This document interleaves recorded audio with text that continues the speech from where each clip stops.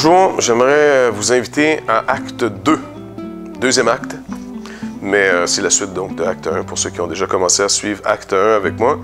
Ce cours se donne donc à l'Institut biblique ici, à la Bible parle, bien ici tout dépendant où vous nous écoutez en ce moment, là, mais ici à Fabreville, à notre église. Et la première partie, on avait vu les messages de l'apôtre Pierre et la transition que Luc nous fait faire en passant par la Samarie, et en allant avec Pierre qui va conclure avec Corneille. Et là, on voit tout un changement parce que tranquillement, il nous a fait entrer un autre homme qui va prendre la deuxième partie des actes. Pierre s'en va et Luc nous présente l'apôtre Paul qui arrive, avec d'abord Barnabas et plus tard, Paul va finir à Rome seul.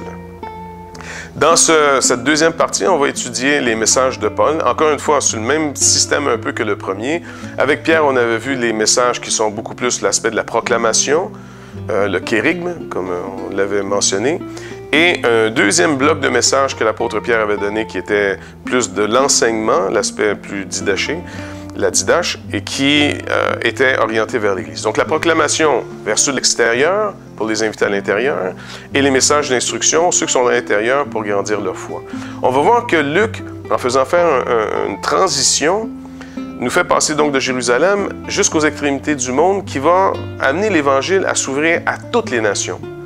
Et on va le voir surtout par l'apôtre Paul, qui a été mis à part par le Seigneur dès le sein de sa mère, préparé pour cette vocation. Et lorsque Christ lui a été révélé, son moment de sa conversion, il va y avoir encore une transformation dans la vie de cet homme pour devenir peut-être un des hommes de Dieu les plus impressionnants de tout le peuple de Dieu connu. On pourrait quasiment dire un genre de deuxième Moïse qui va élaborer au fond cette alliance qui a été inaugurée par le vrai et unique Moïse qui était Jésus-Christ. Donc vraiment, je vous invite à suivre ce deuxième cours.